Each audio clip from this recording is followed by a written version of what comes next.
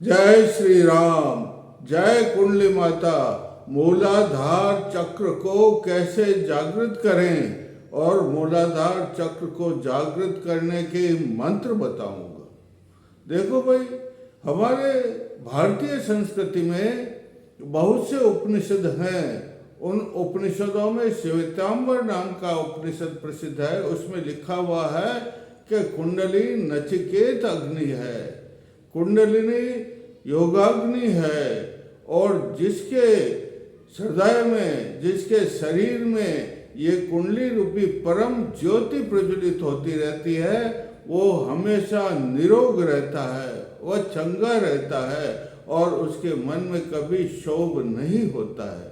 इसको चैनिक प्रदीपिका में spirit fire भी कहते हैं। देखो, जब मनुष्य मेहनत करता है, ये जो हीरे किसमें होते हैं? अरे हीरे नदियों की महें समुद्र के गहरे अंतरंग में भरे होते हैं। सोना, चांदी, तांबा आदि ये सब जो है धरती के गहराई में छिपे होते हैं। लेकिन जो साहसी पुरुष होता है, जो जान की बाजी लगा देता है, वो उनको प्राप्त कर लेता है भाई।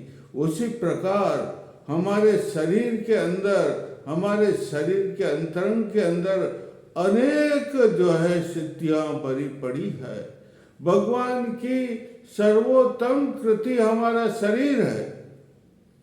प्रभु है ना, परम प्रभु परमात्मा, उनकी सर्वोत्तम शक्ति ये हमारा शरीर है। और इस शरीर के अंदर असाधारण शक्तियों के स्रोत, दिव्य शक्तियों के स्रोत भरे पड़े हैं। लेकिन जो आलसी आदमी होता है, उन दिव्य शक्तियों को जगा करके उनका उपयोग नहीं कर सकता है। लेकिन जो पुरुषार्थी होता है, जो आदमी खूब मेहनत करता है, जो साधक खूब मेहनत करता है, खूब अभ्यास करता, सतत अभ्यास करता, लगातार अभ्यास करता है, वह उन सिद्धियों को प्राप्त कर लेता है और उन सिद्धियों को प्राप्त करके उनको सदुपयोग में लेता है। तो ये सिद्धियां हमारे शरीर में चक्र हैं। कितने चक्र हैं? सप्त चक्र हैं। और उन सप्त चक्रों के अंदर मूलाधार नाम का चक्र प्रधान है। यह मूलाधार ही कुंडली का आधार कहलाता है। यह कुंडली का भव्य भवन इस मूलाधार के ऊपर ही स्थित है। इसलिए हे साधकों, कुंडली जागरण की आप साधना प्राप्त करते हैं तो मूलाधार चक्र को जागरण करने के लिए सतत साधना कीजिए। उससे जिस प्रकार पुरुषार्थी सोना चांदी बाजी लगा करके प्राप्त कर लेता है, उसी प्रकार आप इस मूलाधार चक्र को जागृत करके अनेकों प्रकार की शक्तियां प्राप्त कर लोगे। ये सूर्य है, इस मूलाधार के अंदर सूर्य नाम की शक्ति है। जैसे पृथ्वी का मुख जो है, गर्भ मुख है, वह सूर्य से शक्ति प्राप्त, जैसे मनुष्य भोजन करता है और वो भोजन से शक्ति प्राप्त होती और उससे सारे शरीर का पोषण होता है, उसी प्रकार ये मूलाधार, पृथ्वी का मूलाधार मुख है, उससे सूर्य की शक्ति प्राप्त होती है, सिद्धियां प्राप्त हो और सारा शरीर दिव्यमय बन जाता है, दिव्यमान कंचन खरा बन जाता है। इसलिए ये जो मूलाधार चक्र को जागृत करने के लिए, इसकी सिद्धियां प्राप्त करने के लिए हमें जो है मंत्र साधना करनी पड़ती है। अरे भाई, मंत्र जपात, जो मंत्र का जपता है उसको सिद्धियां, जपात सिद्धि, जपात सिद्धि, मंत्र जपात सिद्धि, मंत्र जपात सिद्धि। जितना मंत्रों को जपोगे उतनी सिद्धि आपको प्राप्त हो जाएगी। तो मूलाधार मंत्र को, मूलाधार चक्र को जागृत करने के लिए मंत्र है।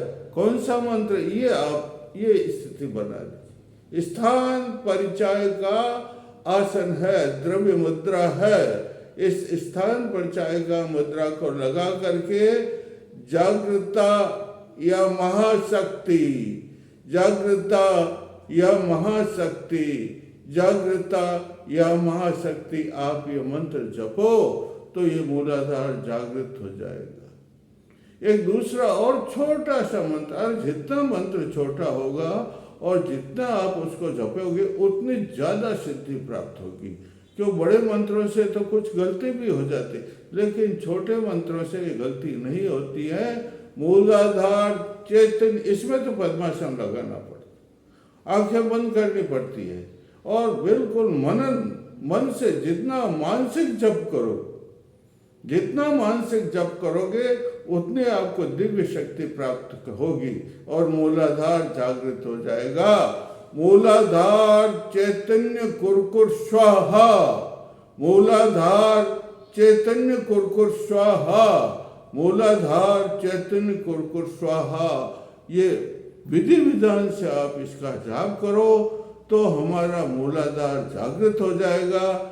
जब मूलाधार जागृत होगा तो मूलाधार में जो सोई हुई कुंडलिनी है वो जागृत हो जाएगी और वह जागृत होकर के सुषुम्ना के मुख से प्रवेश होकर के षट चक्रों को पार करती हुई यहाँ पहुँच जाएगी। जैसे पृथ्वी के गर्भ में सोना चांदी आदि भरे पड़े हैं, उसी प्रकार हमारे शरीर में 108 चक्र हैं रे। उन 800 चक्रों के भी साधन हैं, सुषुम्ना, नाड़ियाँ और चक्र, ये सब साधन है भैया। इनका सालन करता है, इनका जागरण करना पड़ता है, इनका परिशोधन करना पड़ता है, उनका परिष्कार। उसी प्रकार इन मंत्रों से मैंने जो 2 मंत्र बताए हैं, जागृता या महाशक्ति और दूसरा मंत्र है मूलाधार चैतन्य कुरकुर स्वा, तो उससे मूलाधार जागृत हो जाएगा और मूलाधार का चैतन्य हो जाएगा, मूलाधार का परिष्कार हो जाएगा, साधन हो जाएगा, धुप जाएगा और आगे पहुंचेगा।